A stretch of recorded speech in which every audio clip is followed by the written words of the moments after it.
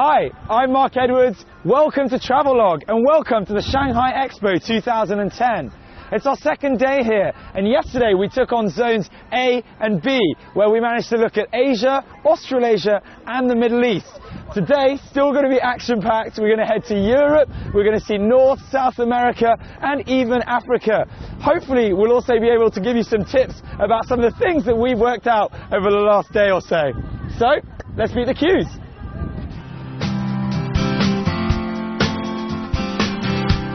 So, good news at the Expo. If you're over 70, disabled or pregnant, you're able to have free use of the wheelchairs, and you can come and rent them at any of the information halls within the Expo area, apart from the Watergate. And if you come with me, we've got more things for the children. And another good thing is that for all you tired parents out there, there's free use of these rather funky coloured prams for all children aged under the age of 3. So you've tried out Asia, Australasia and the Middle East. Now it's time to hit up Zone C. Here we land the countries of Europe, North and South America and Africa. This sprawling plot has the most number of countries represented, and it lies in the east of the Expo area. So, a few tips I've picked up in my time at the Expo. First things first, make sure you pick up a free map. That is so important because the area is so vast you don't want to get lost. Secondly, make sure you decide exactly which pavilions you want to see, because there are A, so many, and B, you don't want to be looking around and wasting time. And most importantly, the third thing, come early, because the queues get massive. And you know what? 20 minutes to go, not too bad right now. You don't want to be spending a beautiful day like today for 3 hours queuing.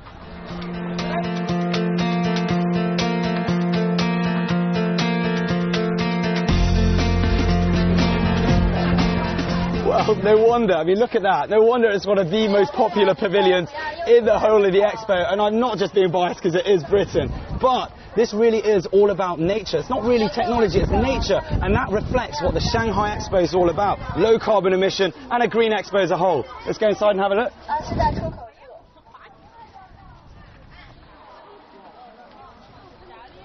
Nothing else in the entire Expo looks anything like it.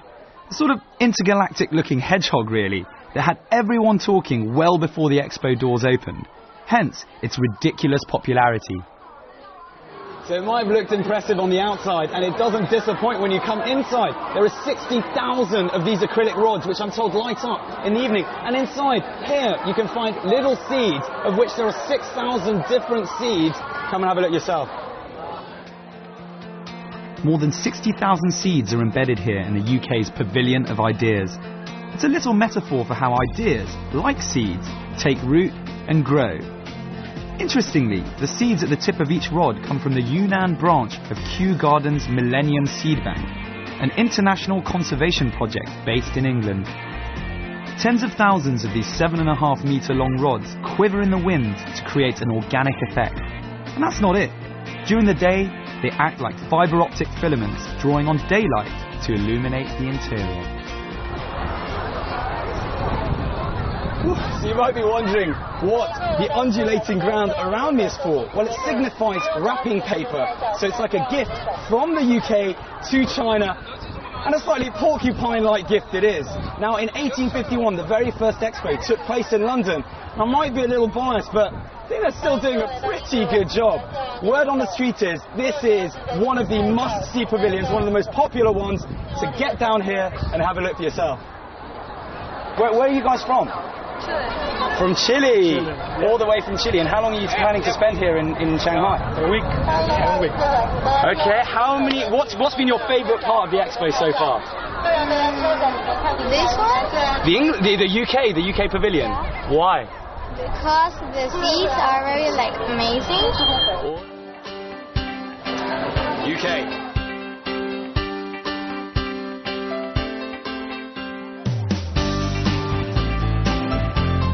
At the Expo, you'll find the France Pavilion to the east of the UK. Only here, you won't have to cross the channel, as it's located just a 2-minute walk over Tanzijing Road.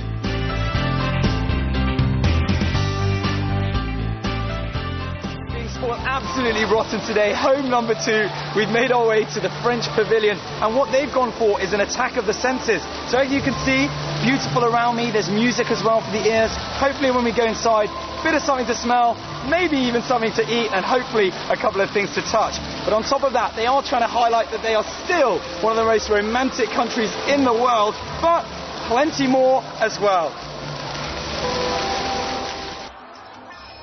Nicknamed the sensual city, the French pavilion is laced with some of the most alluring sights, smells, tastes and sounds. Come here for a bit of joie de vivre. Admire French gardens, smell French perfume, taste that French cuisine, and watch clips from classic French films to soak up the glamour of this impossibly romantic country. The French pavilion doesn't fail to surprise. It's a visual treat where we've got the Musée d'Orsay, the famous Musée d'Orsay in Paris, that's handed over the sculpture that you can see behind, sort of, and 6 paintings all down here. An absolute feast for the eyes. With the City of Love as its capital, France is explored here in all its beauty and romantic languor. A special fragrance has been concocted specifically for the expo, and couples are allowed to get married for free here. On top of that, beauty giant L'Oréal are even giving away free cosmetics to every couple that decides to tie the knot here. So we've just come out of the French pavilion, and one of the great things about Zone C is that all of the pavilions are very closely linked together. We've got France, we've got the German one behind, the Polish one, and if you come around here, the Swiss one.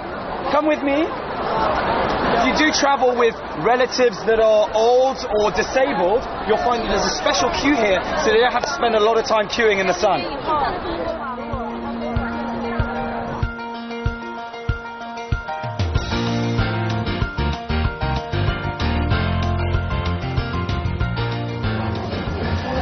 So for many people, coming to the Swiss pavilion might be about taking their cable car, but on the way in you get to learn a bit about their culture. In this particular room we've got 6 languages spoken here, which in a way reflects the languages that are spoken in Switzerland.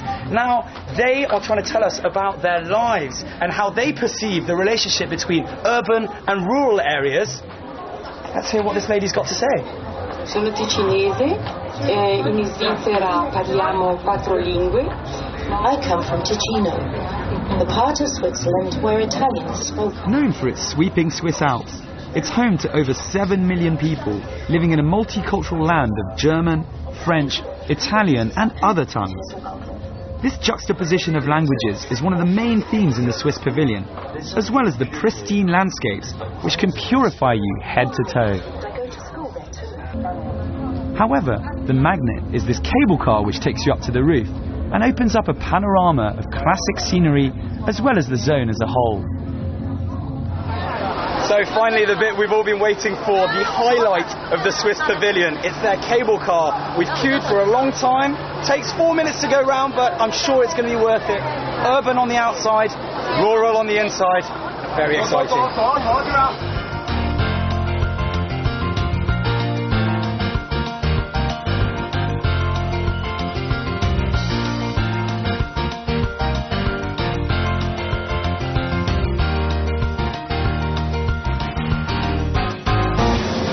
Good ride.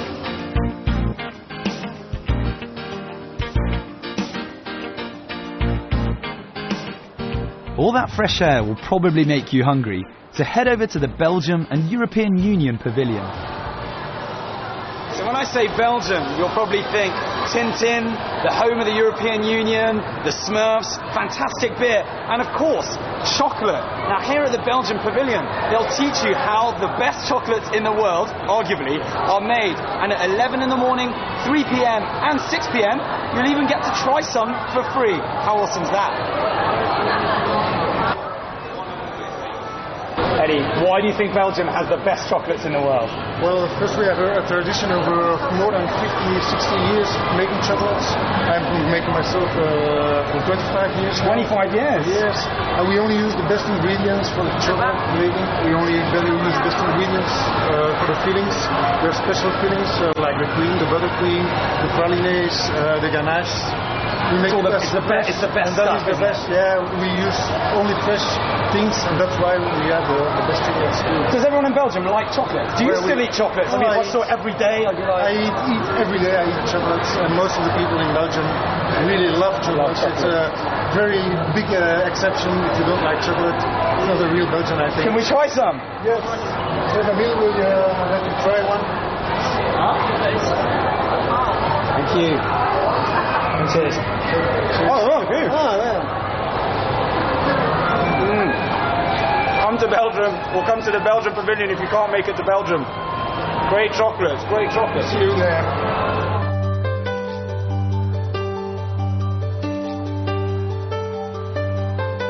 Now be very careful here. It's a woman's dream, and often that means her man's nightmare. Come for the chocolates and stay to learn how to make them. Arguably the best chocolatier in the world, Belgium also shows its prowess in the glittering world of diamonds. The scary bit for us is that you can actually purchase diamonds in this pavilion. You've been warned.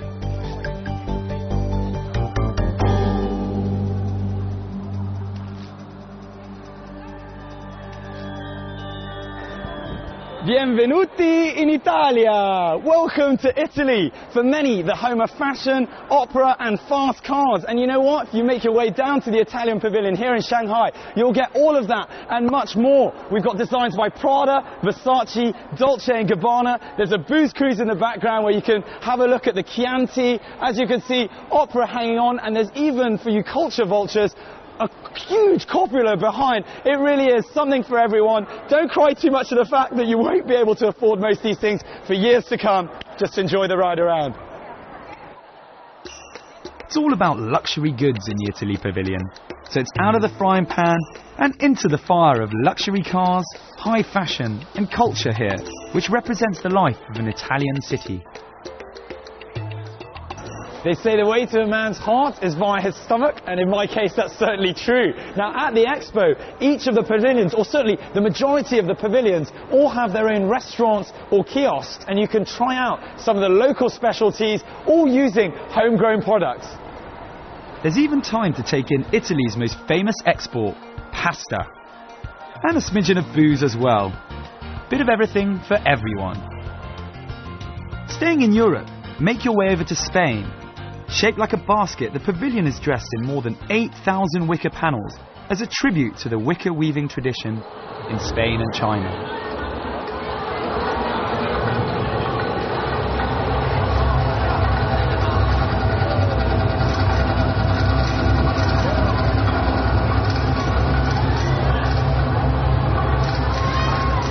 So here in the Spanish Pavilion we have 3 main halls, all of which were designed by individual filmmakers. And so we've got a show about to start behind it, 7 minutes long, and we're going to see some dancing. Enjoy!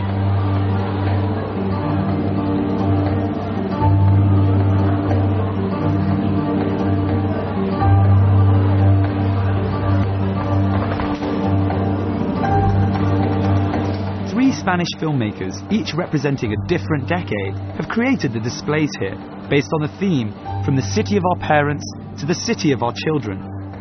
And you can turn up the heat with some authentic Spanish flamenco dancing here. Well worth the wait. Vibrant, colourful and sexy, who wouldn't mind a taste of Spanish life?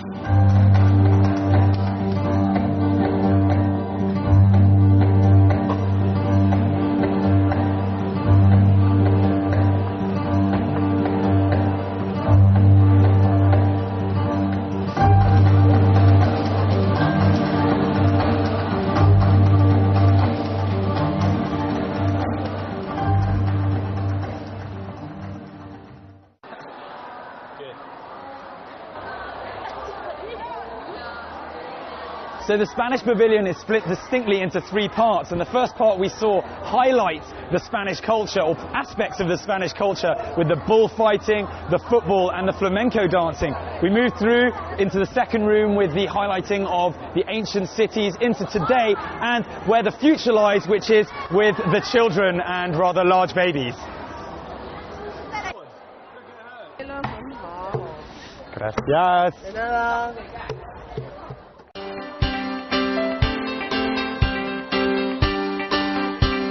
On the most southwestern tip of the Expo area, you'll find North and South America.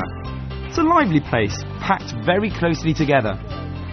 My best recommendation for pavilions here, drumroll please, is without a doubt, Brazil. So I'm very excited about the next part. We're heading into the Brazil pavilion. I've heard a lot of good things, a lot of energy apparently in there. Let's go and have a look.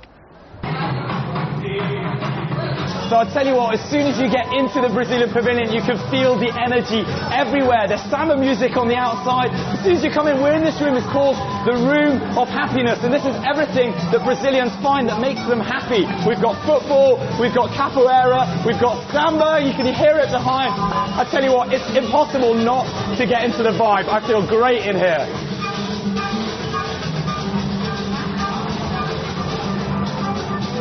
I'm here with the man at the Brazilian pavilion. It's Pedro, who is head of the pavilion, and on top of that, he was part of the Ministry of Tourism. Could we find a more perfect fit?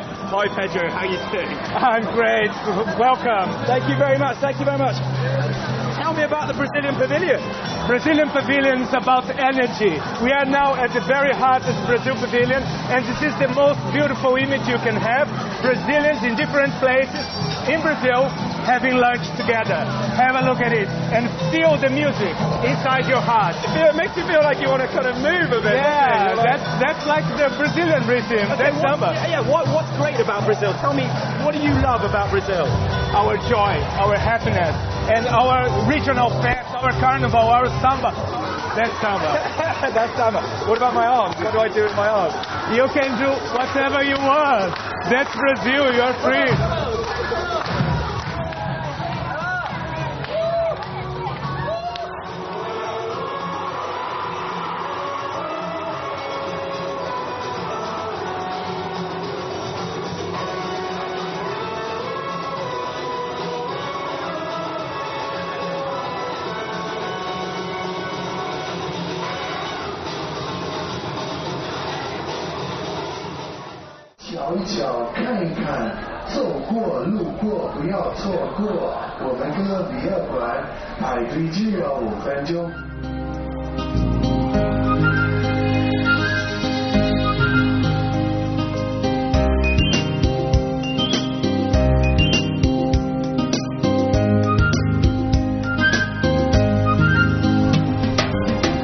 You'll find it to the west of the Italy pavilion, here on the northwestern tip of Zone C.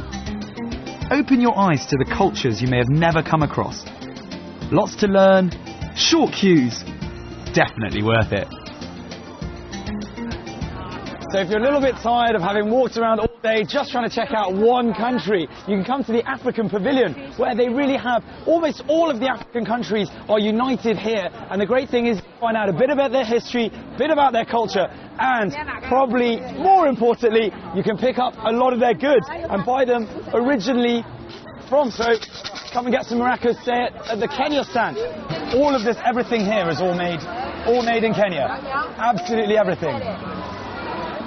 If anything, it's a chance to buy some authentic souvenirs from all these different African countries, or try out some of their food and drink. If you're lucky enough, you can even have a bongo class.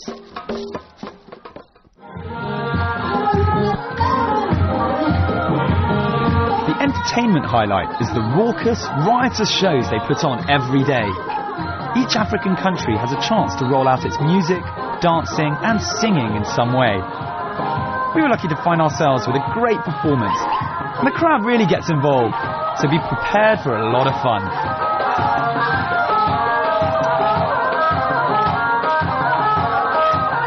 It's day 3 of our time here at the Expo, and we've come over to Puxi, where we find zones D and E. Now, a bit of information for you. There are 13 gates, or 13 entrances at the Expo, 5 of which you'll find in Pudong, 3 of which you'll find here in Puxi, 4 down by the water, so they're water entrances, and 1 by the subway, which I think makes 13 overall. Now, the most important thing is planning. If you plan well, you'll lose time in the queue, and that's what you want. So whichever pavilion you want to go to, choose the right entrance.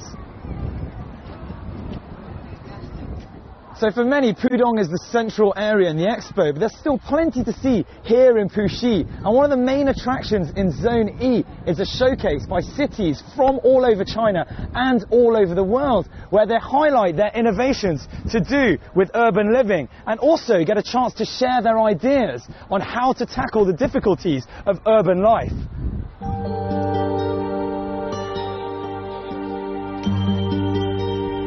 So a lot of the pavilions are concentrating on using green technology and how we can use that to benefit our lives. Now, the other thing that they're doing is concentrating on low carbon emission, which is what the Odense pavilion is doing right now. You can have a ride around the bike, say hello to all the people around here, hi, and we can go out and try the bike trail outside. I'll see you in a bit.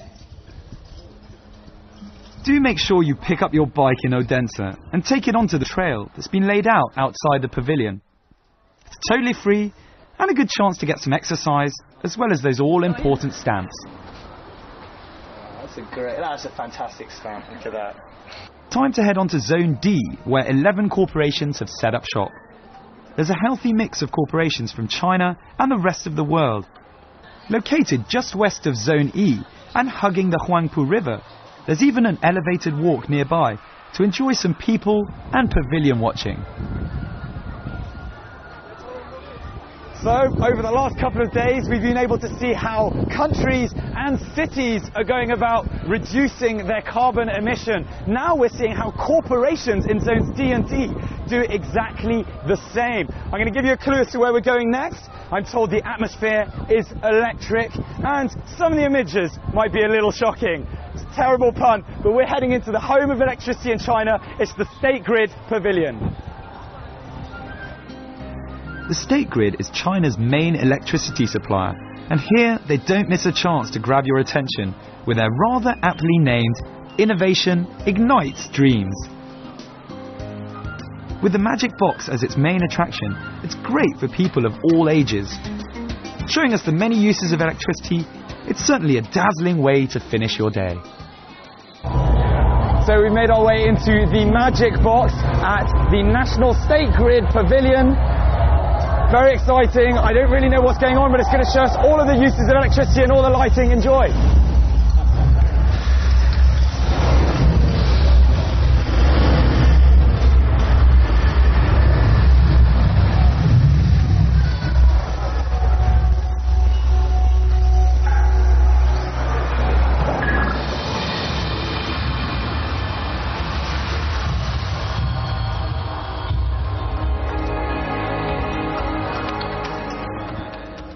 So important whilst you come to the expo to keep your eyes and your ears peeled in terms of looking for these information points. They can tell you when the shows that you want to see are on, as well as what pavilions you ought to avoid in terms of very long queuing time. So keep your eyes peeled for some of these things. Okay, so it's a long wait for some of the most popular pavilions. But where else would you get a myriad different cultures right next door to each other? Whether you go for a taste of a new culture, prove your talent with an ethnic dance, or to gawk at the technology of the future, you must come to the expo. It runs for 6 months until October. It's much cheaper than a round-the-world plane ticket. So, that's it. That's the end of our 3-day adventure here at the Shanghai World Expo 2010. I hope we managed to give you a good insight into everything that goes on here. It's a fantastic event.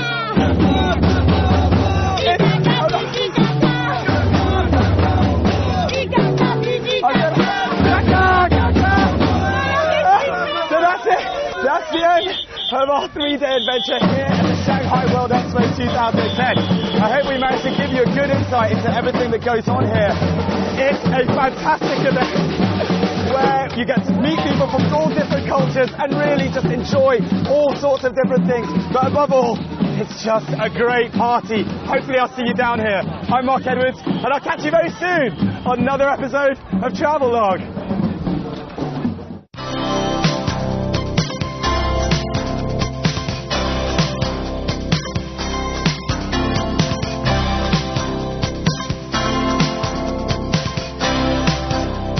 I've picked up at my time at the expo. First things first, make sure you pick up a free map. That is so important because the area is so vast, you don't want to get lost.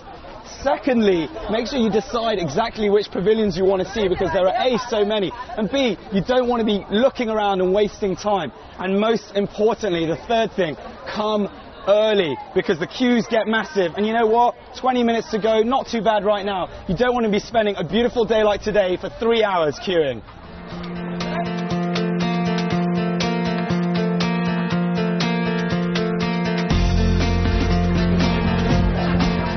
Well, no wonder. I mean, look at that. No wonder it's one of the most popular pavilions in the whole of the expo. And I'm not just being biased because it is Britain. But this really is all about nature. It's not really technology, it's nature. Take root and grow. Interestingly, the seeds at the tip of each rod come from the Yunnan branch of Kew Gardens Millennium Seed Bank, an international conservation project based in England. Tens of thousands of these 7.5 metre long rods quiver in the wind to create an organic effect. And that's not it. During the day, they act like fibre optic filaments, drawing on daylight to illuminate the interior. So you might be wondering what the undulating ground around me is for. Well, it signifies wrapping paper. So it's like a gift from the UK to China. And a slightly porcupine-like gift it is. Now, in 1851, the very first expo took place in London. I might be a little biased, but I think they're still doing a pretty good job. And that reflects what the Shanghai Expo is all about. Low carbon emission and a green expo as a whole. Let's go inside and have a look.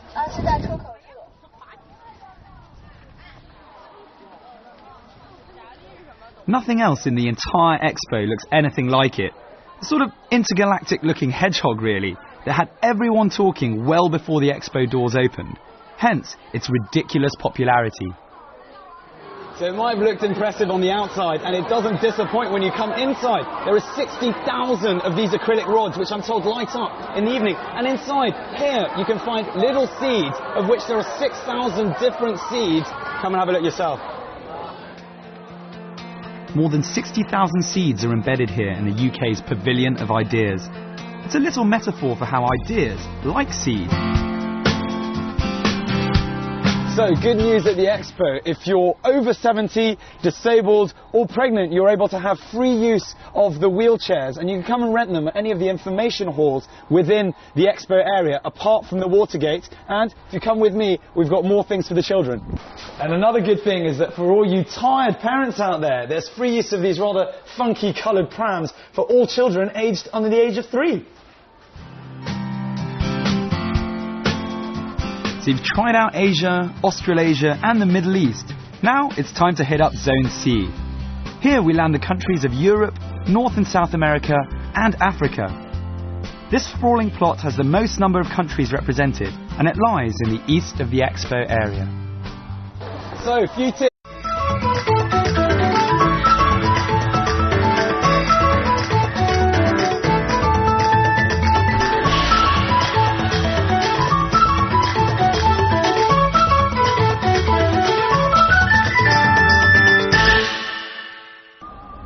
Hi, I'm Mark Edwards. Welcome to Travelogue and welcome to the Shanghai Expo 2010. It's our second day here, and yesterday we took on zones A and B, where we managed to look at Asia, Australasia and the Middle East. Today, still going to be action-packed. We're going to head to Europe, we're going to see North, South America and even Africa. Hopefully we'll also be able to give you some tips about some of the things that we've worked out over the last day or so. So, let's meet the queues.